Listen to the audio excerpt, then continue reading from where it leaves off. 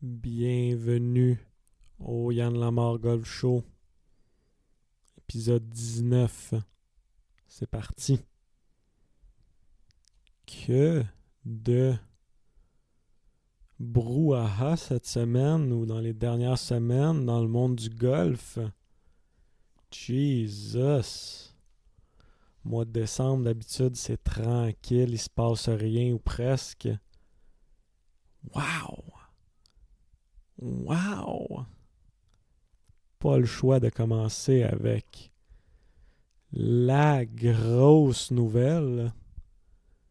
La grosse nouvelle qui est presque aussi large que son tour de taille. La signature de Jon Rahm sur la Live Golf League. Ouh là là! Je sais pas si... on l'avait pas tant vu venir, hein? On l'avait pas tant vu venir, le petit Jon Rahm qui était tranquille, même si on veut, dans ses performances. Il a joué du super golf, bien entendu, tout l'été, mais ouh là là, ça en a shaké plus d'un. Moi, entre autres, c'est c'est un énorme move. C'est un espèce de coup, un coup d'état presque contre le PGA Tour. Vraiment, John qui s'était positionné. Je pense qu'il y a il y a plein de petits match-ups là, sur les réseaux sociaux de John. Moi, je joue pas pour l'argent. Moi, je veux gagner des majeurs. Je veux graver mon nom dans l'histoire du golf. Et Pelake, il y a un chiffre magique, ça a de l'air, hein? Ce chiffre-là est assez wild. J'ai comme presque, j'ai comme presque peur de le dire, honte de le dire, mais c'est quel chiffre, quel chiffre ce John a eu. Tout à coup, ceux qui ont signé tôt doivent se dire, Caroline, j'aurais peut-être dû attendre un peu. J'attends un an et demi, je suis capable de tripler mon montant.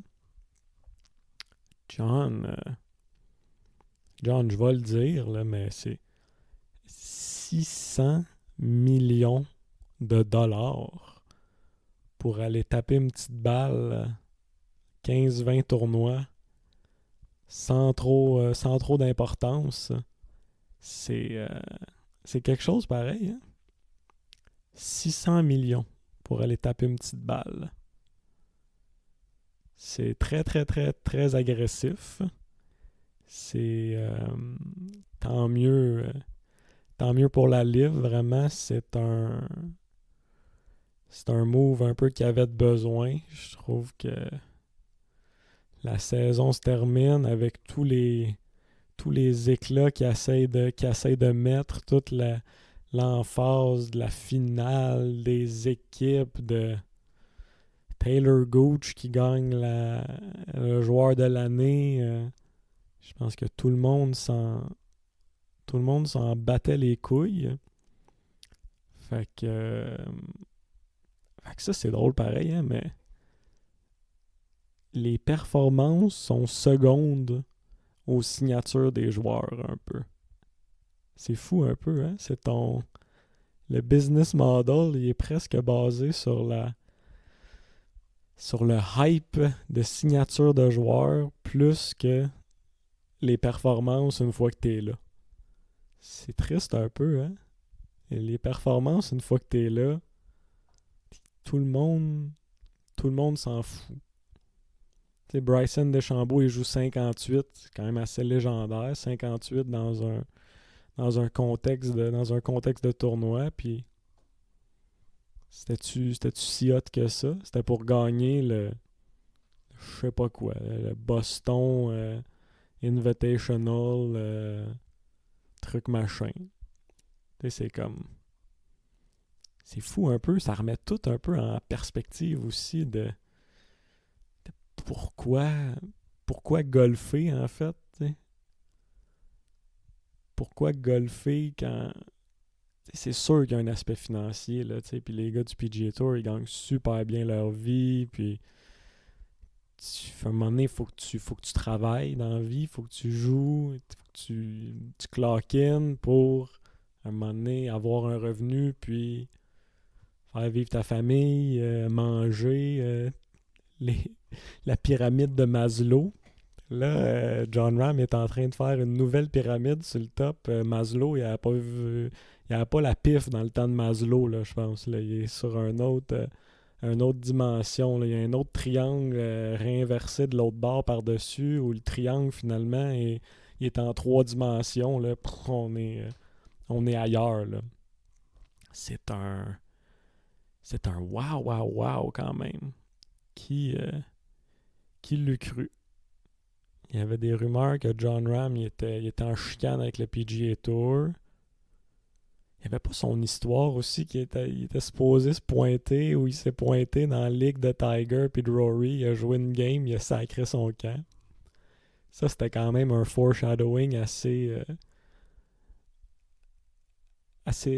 présent, assez clair qu'il allait se passer de quoi, mais tu te dis, John Ram, finalement, il n'a pas besoin de la ligue à Tiger. Là, il doit faire je sais pas combien de millions par année. As-tu besoin vraiment d'aller jouer une game dans un simulateur à 10 heures le soir quand il pourrait être chez eux tranquille en train de regarder Netflix?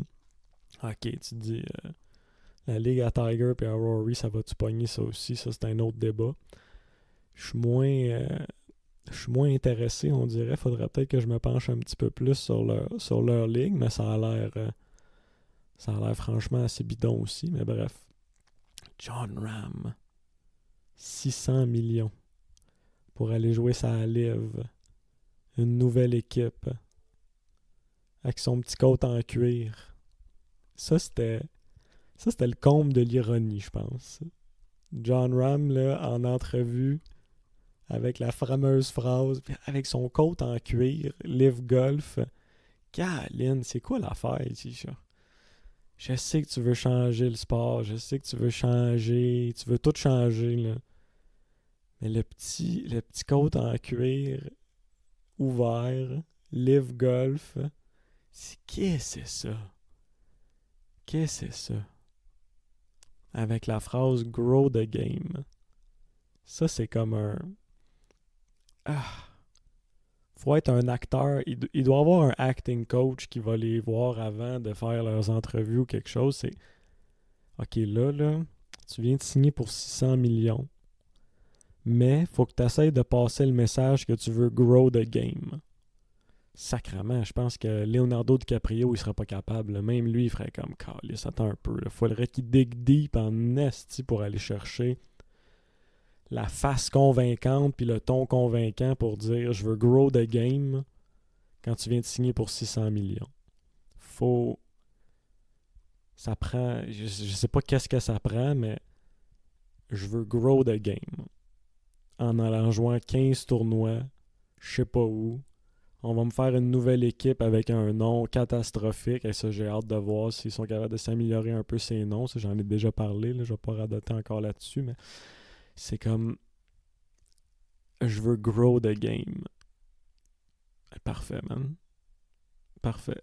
Je pense que ça va grow the game. Va jouer dans une ligue qui a à peu près 17 personnes qui écoutent à la TV, qui comprennent rien de ce qui se passe. Ça va grow the game énorme. Mais, mais c'est ça. C'est sûr que John Ram aussi est dans une autre position aussi. Où est-ce que, il vient de gagner le Masters. Il est garanti de jouer dans les majeurs pendant 5 ans. Même s'il est sa livre ou quoi que ce soit. C'est ça remet plein d'affaires en perspective. Où est-ce que. Est-ce qu'il y a peut-être pas le PGA Tour un peu aussi qui a perdu sa superbe un peu au niveau de ses tournois. On dirait vraiment qu'il y a comme les majeurs puis le reste. Je sais pas pourquoi. Il y a quand même des des tournois avec des super purse un peu là, qu'ils appellent, là, comme le Genesis ou whatever. Fait qu'au lieu d'avoir 8-10 millions en bourse totale, il y a 20, tu sais. Mais encore une fois, tu sais, c'est comme juste du cash. Fait que là, ok. Je sais pas. Je sais pas pourquoi. C'est-tu les changements de cédule un peu qu'on comprend plus trop puis que c'est compliqué? C'est sûr que quand il y a des changements en quoi que ce soit dans ta business, une restructuration, tout est compliqué un peu au début. Tu comprends pas pourquoi. Il y a un big picture en arrière qu'on voit pas. Mais même nous, comme téléspectateurs, je sais pas, c'est comme, il y a les majeurs puis il y a le reste. C'est comme un peu, c'est comme un peu flou un peu puis c'est ça, il y a comme plus de, tu sais, il y a le hype de gagner un tournoi du PGA Tour, bien entendu, pour la personne, mais pour nous qui regardent, je dirais que les 40 tournois du PGA Tour sont tous pareils, sont tous au même niveau. Les fields sont un peu tout partout.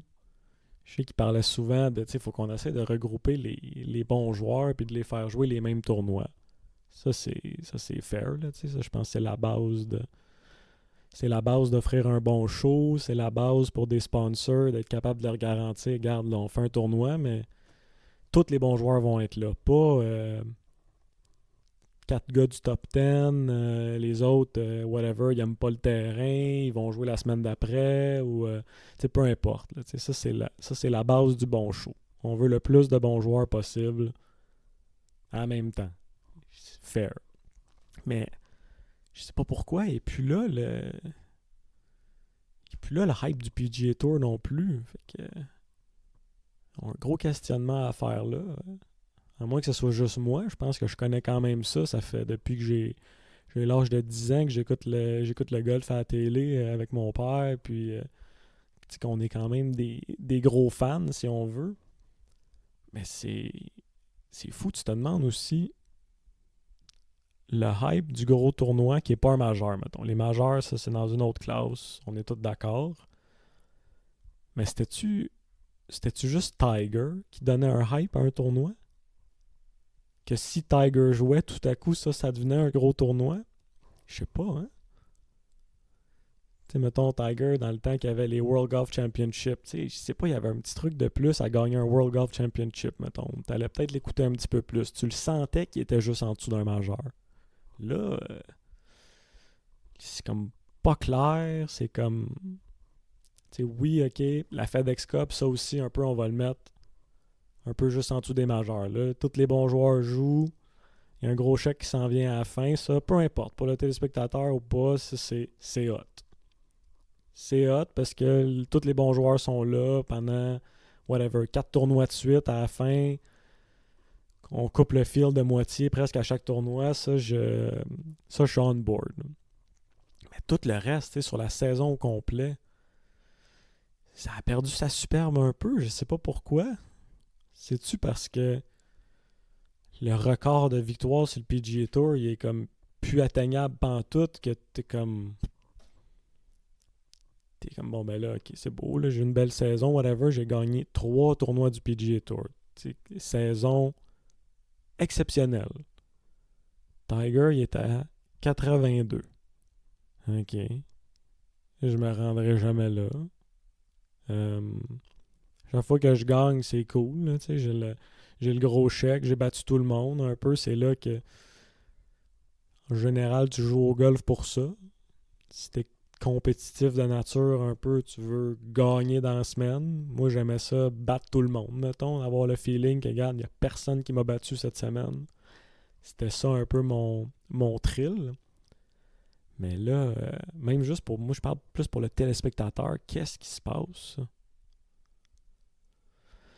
Il y a peut-être un recul à prendre sur le PGA Tour où est-ce que, tu sais, même le Players Championship, TPC Sawgrass, tu sais, ça vient pas plus légendaire que ça. Je sais pas, on dirait que c'est pogné dans le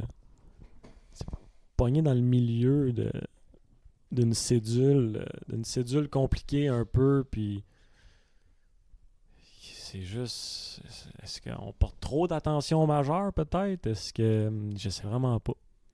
Je sais vraiment pas, mais il y a quelque chose qui cloche un peu. Mais pour revenir à notre John Ram, c'est gros. C'est gros, gros, gros, gros, gros. Vraiment, vraiment la livre, on va repogner un petit souffle. Chaque fois que je me dis c'est mort, ils sortent un lapin de leur chapeau pareil. Sont quand même clutch.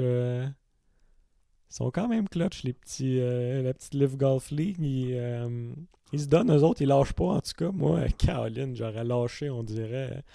Après 3 mois, j'aurais fait comme hey, ça s'en va nulle part, cette affaire-là. On tire la plug.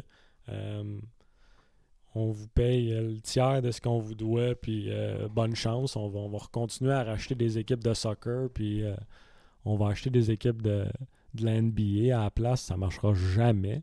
Caroline, il lâche pas le morceau. 600 millions, c'est comme. C'est un estique de statement. Ça laisse un peu l'ouverture. Le prochain qui va signer, ça va être combien, mettons? Tu sais, mettons, Scotty Scheffler, il a une année de malade mental, whatever. Il gagne 3 majeurs. Il est comme numéro 1 au monde par je sais pas combien de dizaines de points. C'est combien? C'est 1,7, genre? Tu sais, Dustin Johnson, il a signé pour 150. On était comme tabarnan, 150, ils sont malades. On est rendu à 600. En pas tant longtemps, là, je sais pas c'est quoi, ça fait 2 ans. Là. On est rendu à 600. C'est c'est wild un peu.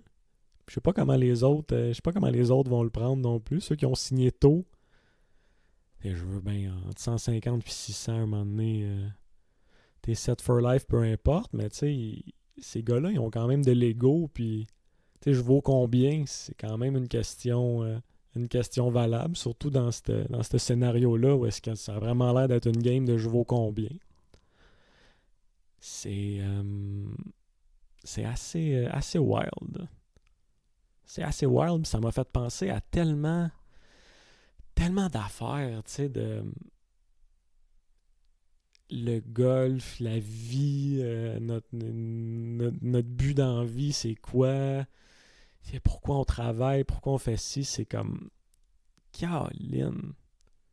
Puis moi, ça fait déjà un petit bout que là, I guess que je suis déjà à 32 ans, puis on va dire, mettons, j'ai commencé à jouer au golf dans l'ère de Tiger Woods, qui était vraiment une ère assez incroyable pour commencer à jouer au golf, où est-ce qu'il y avait un gros hype sur le sport, sur la performance, qui a un peu... Tiger qui a comme un peu changé la norme de qu'est-ce que tu es capable de faire avec une balle de golf. C'était vraiment hot, là, mettons, là, tout à coup. La game qui était un peu pas fermé, mais tu sais, il y avait comme une façon de jouer à la game. Tout à coup, Tiger est arrivé avec OK, non, non, non, il y a d'autres façons de jouer la game, puis whatever, avec un peu d'athléticisme. Colin, je voulais dire un mot en anglais, puis j'allais le manquer en français, puis je l'ai manqué en anglais aussi.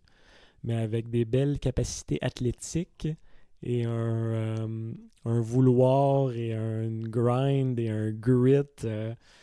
Un désir de gagner incroyable, tu pouvais changer la game dans le fond. Fait que ça, c'était hot.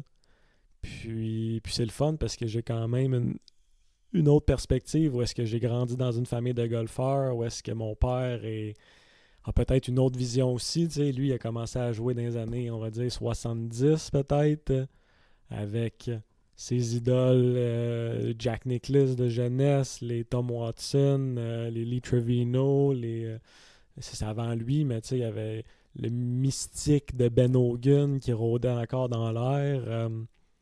Où est-ce que c'est comme la game de golf.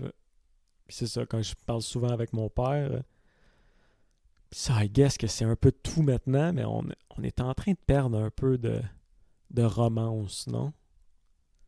Pas la version, mais la partie romantique de la game est un peu en train de disparaître.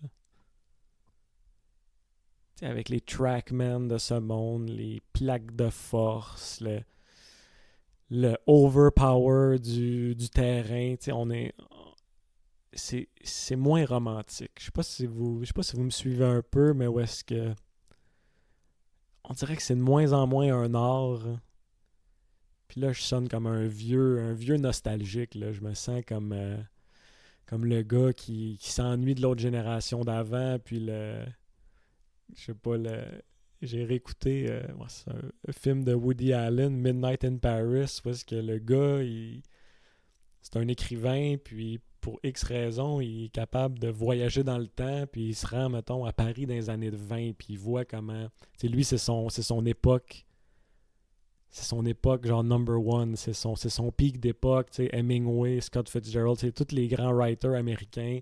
Il est comme, wow, tu sais, c'est comme, c'est là, là. Là, c'était romantique dans ce temps-là.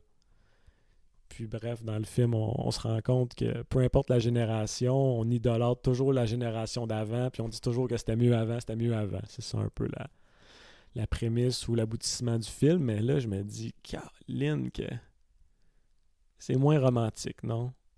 De voir les gars fitter au couteau avec des Trackman, où est-ce que t'as plus d'efforts à faire. T'sais. Si t'es capable d'avoir 25 000 dans tes poches puis de t'acheter un Trackman, t'es capable de voir exactement à quel degré ça rentre. T'es capable de te corriger tout seul avec un robot. Que le terrain de golf, t'as juste à battre un peu partout en frappant 350. Tu peux scorer un peu de n'importe où. C'est moins romantique un peu, non? La romance de jouer des shots, la partie artistique de jouer des shots est un peu en train de disparaître. Tout est moins romantique un peu. Mais ça, I guess que c'est dans la vie de tous les jours aussi, hein? Tout est moins romantique. On rencontre nos partenaires sur Tinder. On swipe. On swipe à cause de l'apparence. On filtre nos relations avec la technologie. Je sais pas. La vieille technologie, c'est pas tout le temps romantique, hein? C'est plus performant, ça, il n'y a pas de question, là. Ça score énorme, énorme, énorme, énorme. Si tu peux pas... Si t'es un vieux de la vieille puis qui dit le Trackman ça change rien, la game de golf, nanana, ça se joue entre les deux oreilles, bref, oui, oui, ok, je veux bien, là, mais c'est quand même assez clair de voir que ça score 1000 fois mieux qu'il y a 20 ans, mettons. Le bassin de golfeurs qui est capable de bien scorer, le nombre de golfeurs qui est capable de bien scorer est complètement démesuré à comparer à ce qu'on avait avant. Tu sais, mettons, là, aller voir un leaderboard d'il y a 25 ans. T'avais peut-être le leader qui gagnait à moins 15 après 4 rondes. T'avais peut-être un gars à moins 14, deux gars à moins 12, trois gars à moins 11. Tu sais, tu pouvais être 6 shots en arrière du leader puis être encore dans le top 10, style. Je sais pas si vous avez vu des leaderboards en ce moment, mais c'est comme... C'est ridicule, là. T'es 6 shots en arrière du leader, là. 6 shots sur 4 rondes, c'est rien, là. Un peu de chance, un peu de ci, un peu de ça. 6 shots, on les compte toutes nos games après. On les compte toutes nos games, justement, là, quand on a fini de jouer, là, on raconte de si, ça, si, ça. 6 shots en 4 rondes, c'est rien. Chris, des fois, t'es 6 shots en arrière du leader, t'es 39e. Ça veut dire qu'il y a 39 gars entre toi qui sont à 6 shots du leader. Sacrement, c'est tight, là. Fait que veux pas, ça montre que toutes les avancées technologiques, ce qu'on a appris sur le swing de golf avec ces moniteurs-là, ça marche. Mais Colin, que c'est moins romantique. Hein? Il fut un temps où il n'y avait même pas de vidéo. Mon père racontait il était dans le range, la balle a tourné à gauche, il fallait que tu trouves un moyen qu'elle tourne moins à gauche. T'avais pas de caméra, t'avais pas de trackman. Tu files, change ton setup, gosse. Ok, elle tourne moins à gauche, parfait, mais allez jouer avec ça. Il y a comme une partie artistique qui est partie un peu, non? Qui est comme qui est plus là. C'est triste un peu. En tout cas, moi, je trouve ça triste. Je trouve ça moins beau un peu à voir. Que dans un range, t'as 50 trackman qui sont alignés un arrière de l'autre, ou GC Quad, ou whatever. Où est-ce qu'il n'y a plus rien qui est vraiment laissé au hasard, il n'y a plus rien qui est laissé vraiment au fil, ou presque. Est-ce que tu es capable presque de tricher un peu en te ramenant grâce à la technologie? C'est moins romantique. Je reviens souvent à ce mot-là. La game est ailleurs. Je pense que c'est dans tous les sports un peu aussi que la technologie nous aide, mais il y a plus tant on dirait que le gars qui avait des bonnes mains, le gars qui gamait un peu, c'est plus lui vraiment qui finit par gagner ou qui va shiner un peu, ou est-ce que ce gars-là, il avait une place avant, là. C'est vraiment... On est en train de... C'est tout un peu des petits robots, un peu qui jouent bien, puis qui ont des belles carrières. C'est moins romantique. Ça amène un peu la romance aussi au niveau de l'argent, veut pas. Il y avait une romance à vouloir gagner un majeur, il y avait une romance à garder sa carte, tu sais, les gars, graver mon nom dans l'histoire du golf. Fait que, tu sais, juste entendre une phrase comme ça, c'est beau, là. Là, quand tu te fais offrir 600 millions, gravir ton nom dans l'histoire, c'est putain. C'est même putain basé sur tes performances. Là. T'as gravé l'histoire du golf en ayant signé un gigantesque contrat. C'est moins chic un peu, c'est moins émouvant, non? C'est sûr que moi, ça vient moins me chercher. Est-ce que c'est old school de penser comme ça? Probablement. Probablement. Un jeune... encore une fois, tu sais, c'est d'une génération un peu drivée par l'argent, c'est sûr. Il y en a peut-être de moins en moins des jeunes qui veulent aller jouer sur le PGA Tour pour graver leur nom dans le monde du golf. Ils veulent jouer sur le PGA Tour pour être millionnaire. Puis c'est bien correct. C'est bien, bien, bien correct. Mais c'est moins beau, non? J'ai quoté un fameux film que j'ai dû voir 100 000 fois. Moneyball. Comment ça se termine, Moneyball? C'est le personnage de Brad Pitt qui parle au personnage de Jonah Hill qui regarde une vieille vidéo de je sais pas qui, un genre de joueur qui est pas tant hot, mais qui claque un circuit out of nowhere, tu sais, un truc, puis il finit juste comme How can you not be romantic about baseball? Tu sais, c'était comme... Tu sais, je pense que je braille à chaque fois que je vois cette scène-là. Je braille souvent au travers de ce film-là, ce qui montre que je suis un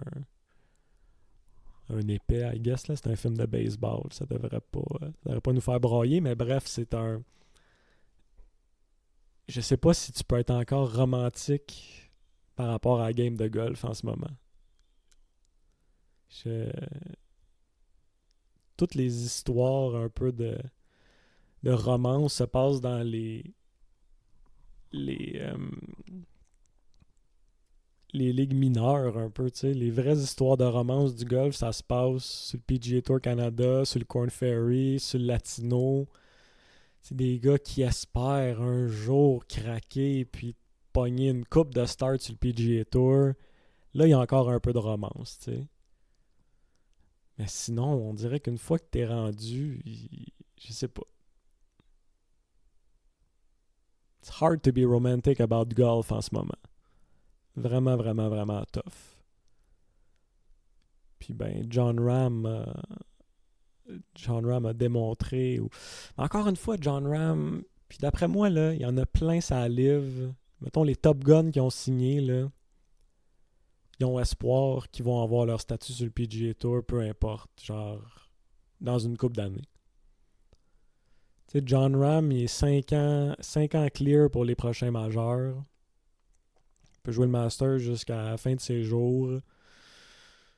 Tu sais, lui, il doit se dire, regarde, je pogne l'énorme chèque, puis d'après moi, ça va débloquer, puis je vais avoir mon statut quand même sur le PGA Tour puis sur le DP World Tour d'ici 2 ans.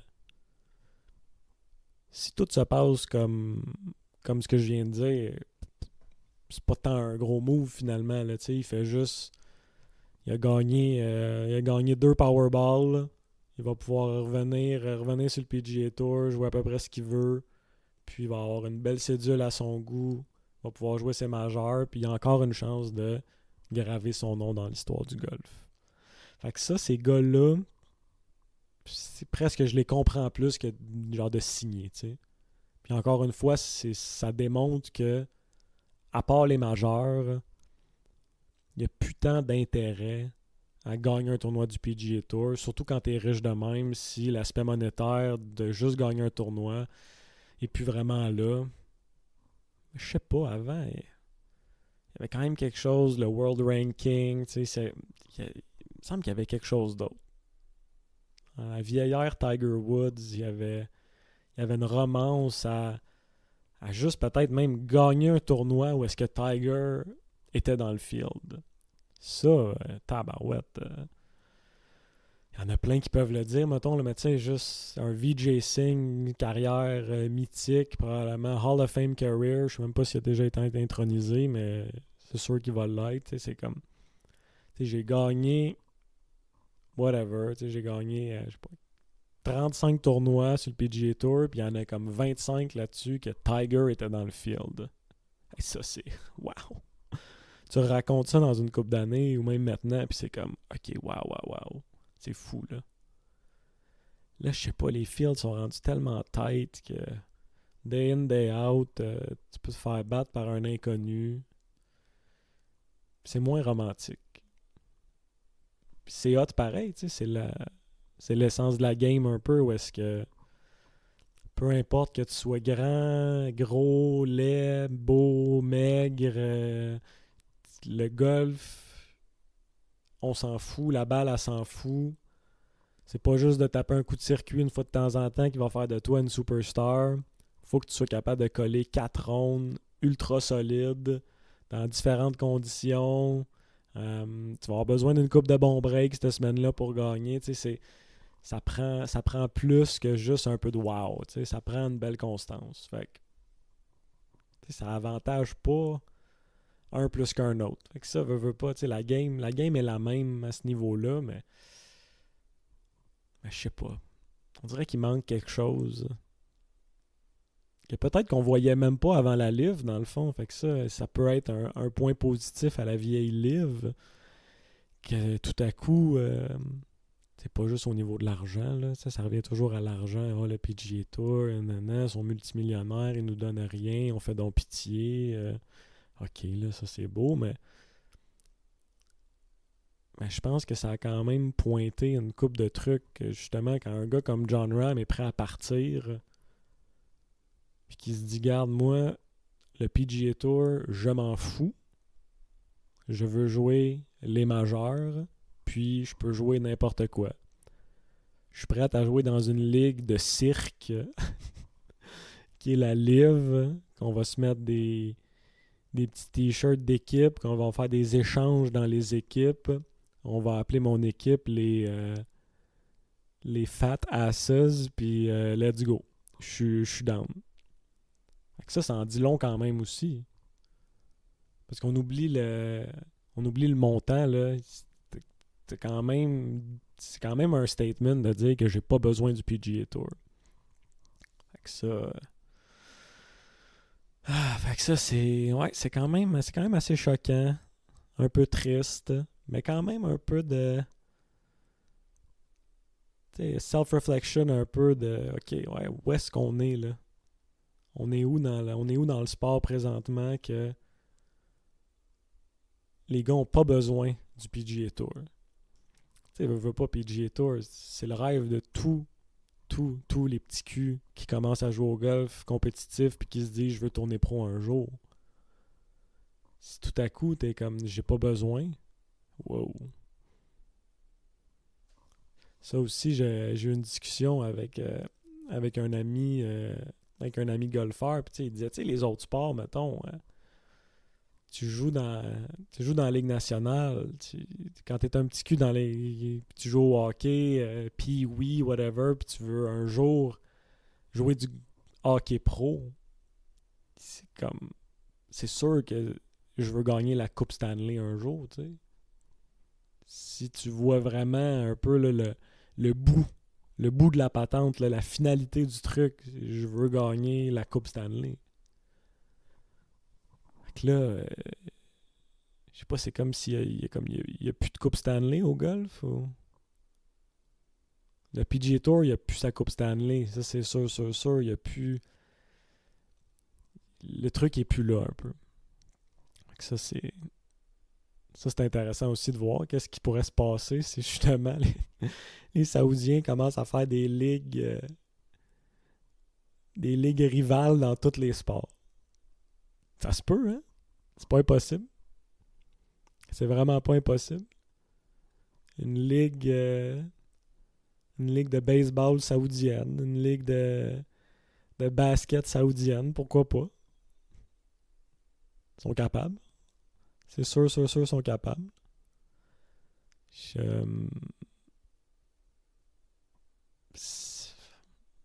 weird, hein? C'est weird. Ça revient toujours à la perspective un peu aussi. Pourquoi tu joues?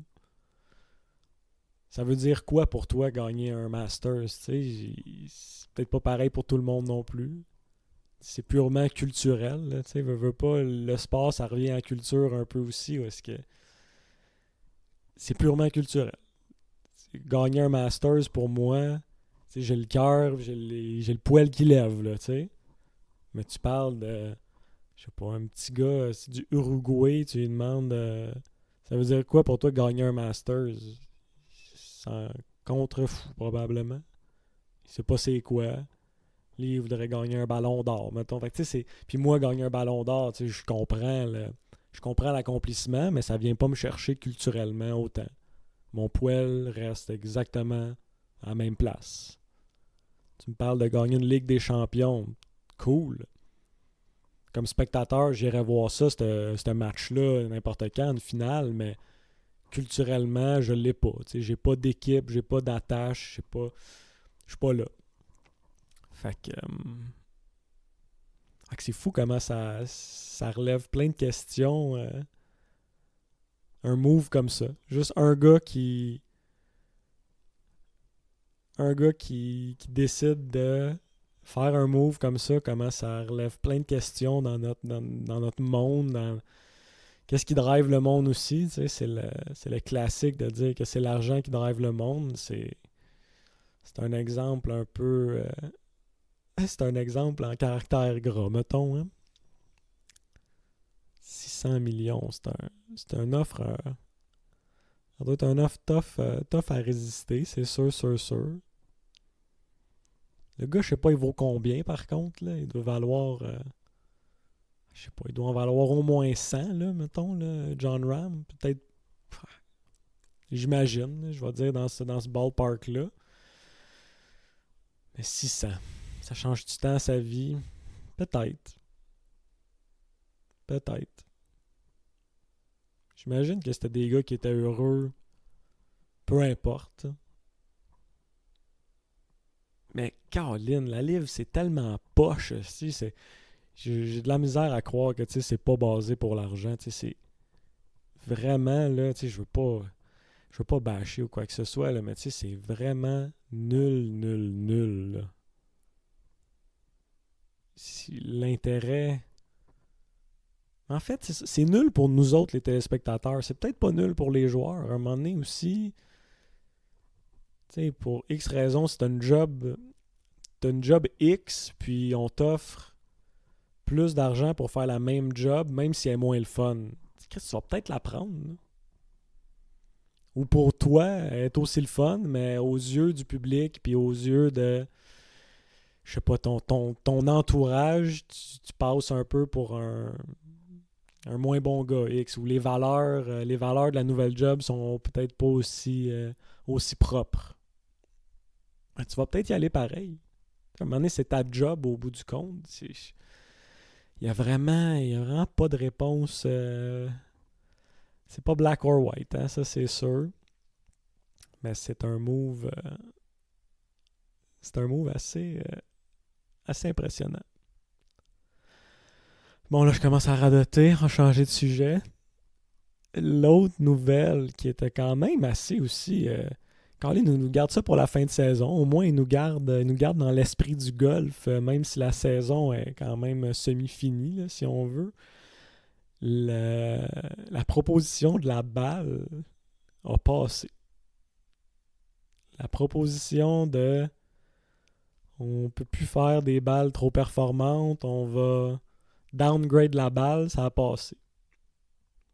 Ça aussi, c'est des débats hyper le fun, en fait. Hein? Il y a comme pas de bonne réponse. Il y a tout le temps une partie qui va être très affectée, une partie moyennement affectée, une partie pas pantoute affectée. Tu sais, c'est vraiment intéressant. Pour vrai, c'est cool. C'est cool de juste en parler. J'avais quand même une opinion assez forte sur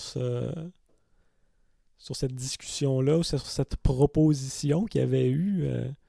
Mon premier podcast, mon premier épisode, ça venait de sortir un peu la proposition de la balle. Allez le réécouter, honnêtement, je pense que c'est mon meilleur. J'ai piqué à mon premier épisode. Épisode 1, la balle. C'est un classique dans mon cœur. Mais là, honnêtement, j'avais vraiment un feeling que ça passerait pas. C'était comme je voyais que du négatif au début ou presque.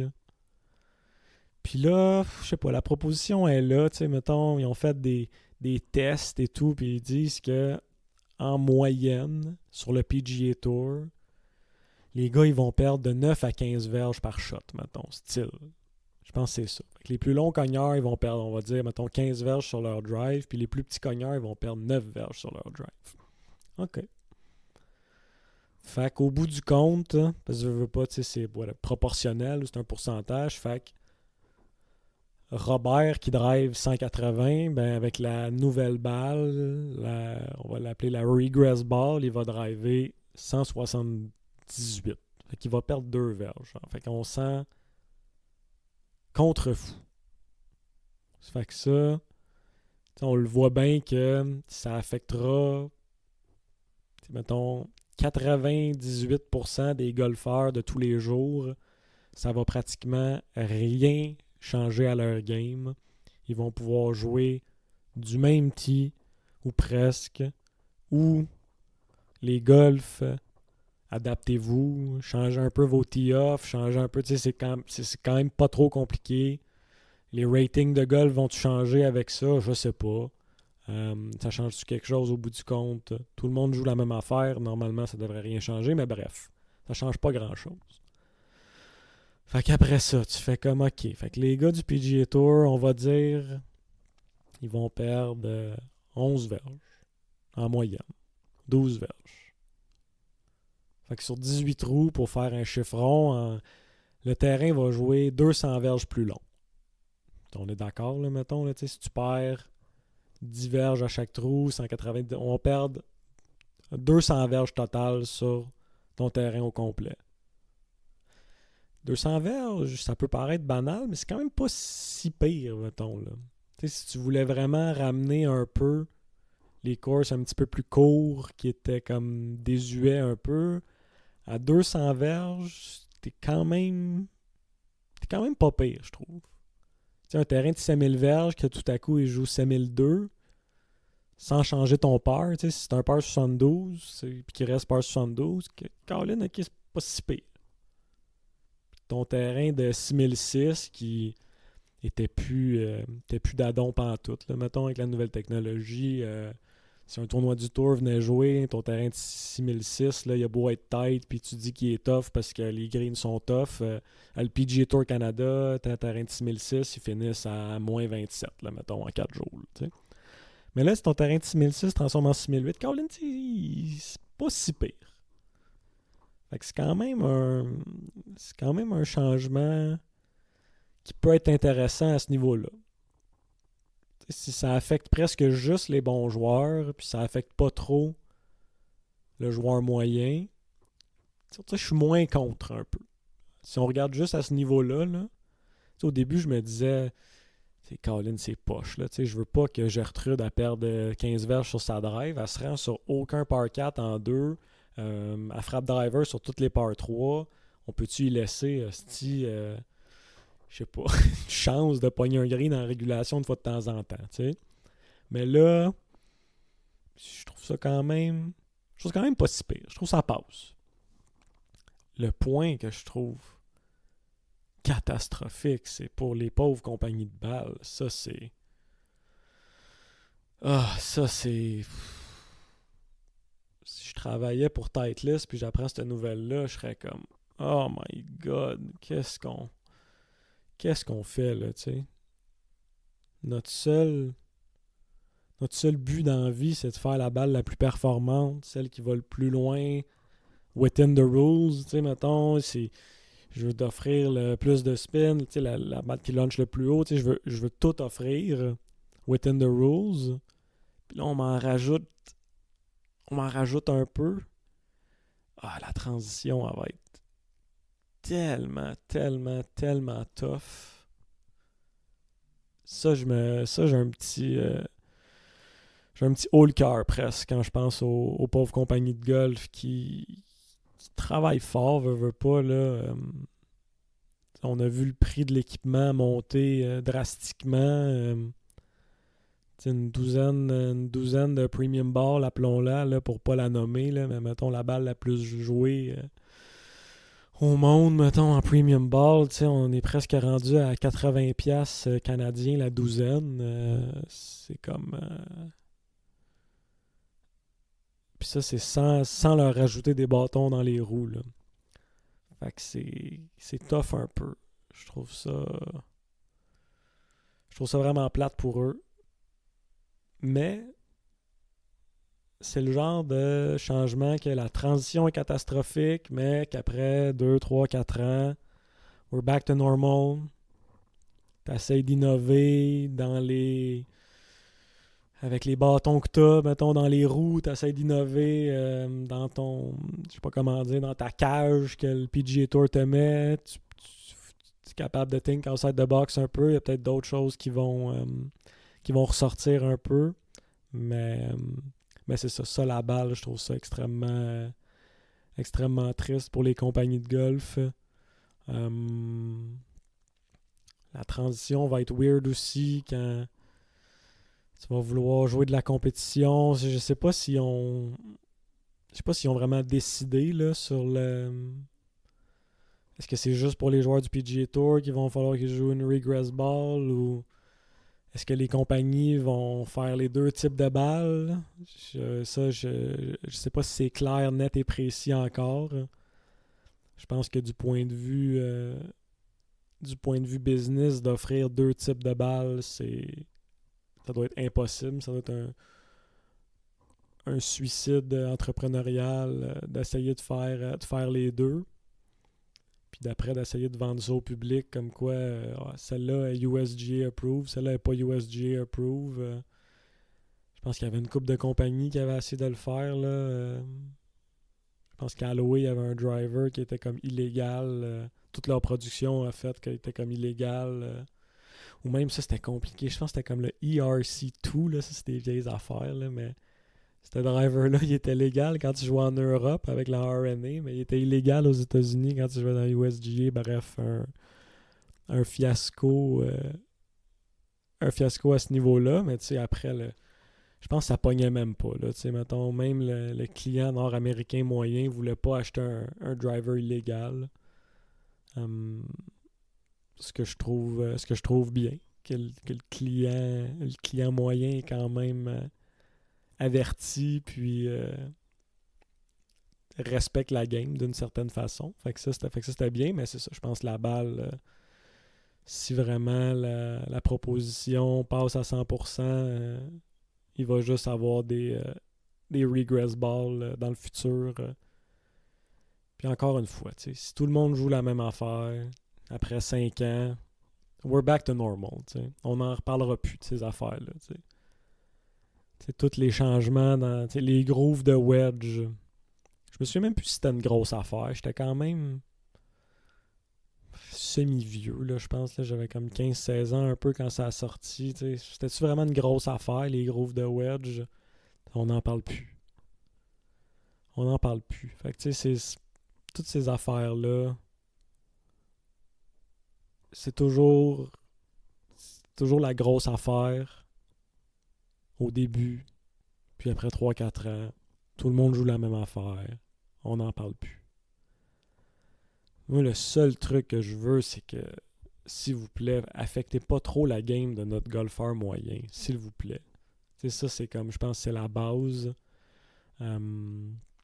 Si leurs chartes sont bonnes, puis sont précises, avec les chiffres qu'ils nous ont donnés, tu sais, le whatever, l'homme moyen drive 200 verges. Sur sa drive de 200 verges, s'il perd 5 verges, on s'en fout. On s'en fout, tout le monde va s'habituer. Tu vas jouer, tu sais, mettons, whatever, un demi-club de plus à chaque trou. Tu vas jouer une shot ou deux de plus sur 18 trous. Ton handicap, au lieu d'être 13, il va être 15. Tout le monde va être affecté pareil. Ça change rien. Fait que ça, pas de trouble. Fait que, ouais, c'est ça, mon opinion sur le changement de balle a quand même changé. J'étais ultra contre au début, puis là, on dirait que ça me passe un petit peu plus par-dessus la tête. Ça va être un changement mineur. Est-ce que 200 verges de moins sur un parcours, ou mettons jusqu'à peut-être 300 sur les gars qui agèlent bien gros, est-ce que ça va vraiment ramener les petits terrains plus d'actualité? Je sais pas. Je sais pas. Ça va prendre une couple d'années aussi avant de le savoir, mais je sais pas. Tu sais, la partie qui aurait été vraiment nice. Puis tu sais, ça, il y en avait une coupe que je pense c'est avant que la charte elle sorte et tout, mais c'est comme. Ça aurait été de ramener un peu la mid-iron game un peu dans le golf, tu sais. C'est comme. Cette partie-là de la game a comme complètement disparu, là. Tu sais, le gars qui est vraiment bon avec ses mid-iron, il sort pas du lot vraiment, malheureusement, dans la game moderne. T'sais, peu importe le trou, tu sais, si t'as par 4 de 450 verges. Caroline, hey, ça faisait-tu peur, ça, 450 verges? Moi, quand j'étais jeune, par 4, 450, calvaire, ok, c'est driver hybride ou driver faire 4. Tu sais, avec les conditions du PGA Tour, si ça roule un peu, les gars, ils frappent presque tout 320, 330. C'est tout du driver wedge. Driver wedge, driver wedge, driver wedge. Tu sais, c'est là que. Ok, ça met de l'emphase sur la wedge game, ok, mais il y a comme plus le. Il y a comme plus la. Tu peux plus t'enchaîner à être le striker de faire 7 incroyable ou le striker de faire 6 de fou, là, tu sais, c'est. Tes fers moyens, là, tu peux être moyen avec. On dirait que le nom a pris toute sa signification. C'est driver wedge, c'est par 4. Ok, faire moyen, c'est par 3, tu vas en avoir. Fair enough. Mais bon, les par 3, on sait bien que c'est pas vraiment là que la game se joue. Si t'es capable de jouer even par, les par 3, t'as une shot ou deux d'avance sur le field. Fait que good for you. Fait que c'est driver wedge, c'est par 4, puis driver faire long, c'est par 5. Tu sais, mettons, si t'es capable de frapper tes fers longs, moyen, pogner semi le green, faire chip and putt ou faire deux putts, puis tu drives droite, ben tu vas jouer les par 5 deep under par, du moins 3, moins 4. Puis après, faut que tu manges les par 4, driver wedge. Faut que tu wedge comme un par. Ça, c'est sûr que c'est plate qu'il n'y a plus vraiment de par 4 driver faire 5 ou driver Driver Fer 7. Il n'y en a presque plus.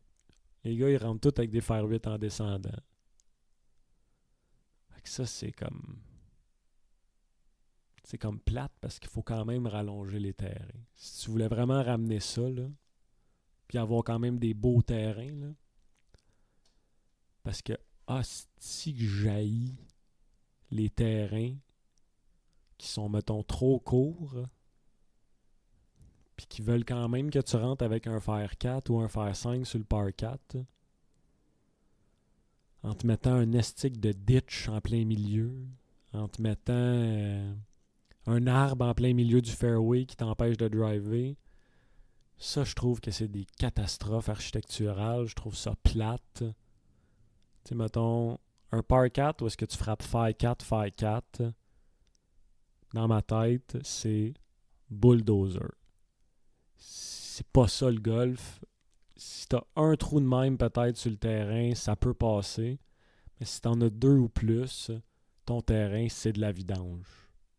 C'est pas le fun à jouer. J'aimerais mieux que ça soit driver wedge partout puis que ok, ton terrain est plus facile, mais fais-moi pas des fer 4, fer 4. C'est que je trouve ça plate. Ça, c'est mon opinion. Je suis sûr que la génération d'avant tripe sur ces trous-là. On en a des vieux trous au Québec, là, où est-ce que c'est ça? Là? Il y a un arbre en plein milieu que en 1940, quand il a été planté, il était 6 pieds d'eau. Là, en 2022, il est rendu 40 pieds d'eau. Fait que là, tout à coup, c'est plus tout à fait le même trou. Puis là, tu parles à un vieux membre, puis il est comme non, ça, cet arbre-là, c'est... Wow, c'est le plus beau trou du terrain. Ah ouais, hein? Le plus beau trou du terrain, c'est un trou où est-ce que tu frappes fer 5 off the tee, puis fer 4 pour te rendre au green. Ça, si jamais tu frappes un fer plus court off the tee que ça te prend pour te rendre au green après, fait qu'un fer 6, fer 4, tabarouette, je bouille, là. Juste à y penser, là, c'est comme... Il fait quelque chose. Fin par 3 de 400 verges tant qu'à ça. Là, c'est une catastrophe. Je trouve ça dégueulasse. Mais ça, c'est mon opinion. Vous pouvez en avoir d'autres aussi. Mais c'est ça, ce genre de terrain-là, ce genre de trou-là, je trouve ça vraiment catastrophique au niveau de l'architecture. Mais est-ce que c'est la seule façon de ramener le mid-iron game? C'est presque. Presque. On avait bien des opinions de hey, mets le rough hyper long puis raccourcis les fairways. Tous les gars sur le PGA Tour ils ont dit si vous faites ça, on va driver encore plus. C'est sûr qu'on va driver. On est bien meilleur avec un wedge dans le rough qu'avec un fer 6 dans le fairway. Ça, ils l'ont tout dit. Toute la gang. Il n'y a pas un, même style US Open, que le rough, il est comme long. Il est long comme mon sapin de Noël en ce moment, je dirais. Les gars, ils vont quand même driver. Il y a mieux prendre une chance de pogner le fairway, puis d'être à 3,30, que de scrambler un fer 4 off the tee. Ou est-ce que oui, tu vas pogner plus de fairway, mais là, mettons, tu pognes le rough, t'en frappes une moyenne sur le talon un peu. Tout à coup, là, t'es à 2,20 dans le rough, long de même. Oublie ça. Ils vont tout le temps prendre la chance. Ils vont tout le temps driver pareil, peu importe. Si le rough est plus court, ils vont peut-être même plus les hopper. C'est fou pareil, hein? Ça, j'aurais pas pensé ça. J'ai quand même un petit bagage en golf. J'ai quand même un peu d'expérience, mais je l'avais pas vu de même pantoute, puis finalement, ça fait du sens. T'sais, au bout du compte, si tu recalcules le nombre de greens que tu as réussi à pogner, tu es meilleur dans le rough, même s'il est hyper long avec un wedge, qu'avec un fer 6 du fairway, ou que pour X raison, tu vas pogner 3 fairways sur 4 avec ton fer 4, mais là, le rough que tu as pogné avec ton fer 4, et palaille, ça sent le bogey assez solide. Fait que c'est fou, hein? C'est un épisode de contradiction, de plein d'opinions, plein de facettes, des questions, des grosses questions existentielles. C'est le fun de c'est le fun de faire des liens un peu avec la vie aussi, en parlant du vieux golf. La vieille livre faire sortir plein de questions, plein de points d'interrogation, vraiment. La balle, finalement, je pense que ça va passer. Ça va passer sous le radar un peu. Les compagnies de balles vont chialer avec raison. Mais au bout du compte, c'est pas eux qui mènent le show. Font partie de l'association qui décide un peu pour le bien de la game. Je pense qu'ils ont quand même le bien de la game à cœur. Ils feraient pas ça pour... j'imagine qu'il n'y a pas de... Il n'y a pas la livre qui back une décision comme ça. Ces décisions-là, c'est pas des décisions faciles. Puis, bien entendu, on veut que notre game reste belle, reste propre. Puis, écoute, si on est capable de ramener un peu de romance, Colin, que ça serait le fun. Ça sera pas facile. Je pense qu'on est probablement dans la génération la moins romantique de l'histoire de l'humanité. En tout cas, en Amérique du Nord, il y en a de moins en moins de romances. Que ce soit dans la vie, dans nos relations, qu'au golf. Qu'au golf, vraiment. Je souhaite bien... je souhaite bien en revoir un peu. C'est peut-être juste l'opinion d'un vieux has-been. Mais la game est un petit peu moins belle qu'elle a déjà été. Au niveau des performances encore, je peux pas. On peut pas être aveugle là, devant la qualité du golf qui se joue. Mais la partie robotique de la game, on dirait qu'on est comme en train de la... Tu sais, c'était comme la game qui avait jamais de finalité. Là. Tu sais, je dis pas qu'il y a une finalité grâce à la technologie, mais il me semble que j'aimais un petit peu plus le grind ou le questionnement de pourquoi la balle a fait ça. Là, c'est comme, la balle a fait ça à cause de ça. Ah, c'était comme un petit peu plus le fun. C'était comme un skill aussi, en fait, de savoir pourquoi la balle a fait ça. De connaître son swing, de connaître sa game. Là, c'est comme un peu... C'est comme donner un peu. N'importe quel tata qui connaît rien de son swing, connaît rien de ses feels, peut juste regarder un chiffre, savoir que c'est pas le bon, gosser pour avoir le bon chiffre qu'il veut, puis that's it. Il va pouvoir scorer aussi bien que quand il était dans une bonne journée. Fait que ça, je trouve ça un peu moins cute, mais bon, c'est une opinion. Est-ce qu'elle se vaut? À vous de me dire. Merci d'avoir écouté. J'espère que c'était pas pire. C'est quand même le fun d'avoir du patinage dans le milieu du golf en ce moment. On en profite. Quand il se passe rien, on dirait que j'ai peur d'avoir rien à dire. Je prends moins le micro, mais là il y avait quand même une couple d'affaires le fun à jaser. Donc, merci d'avoir écouté. À la prochaine.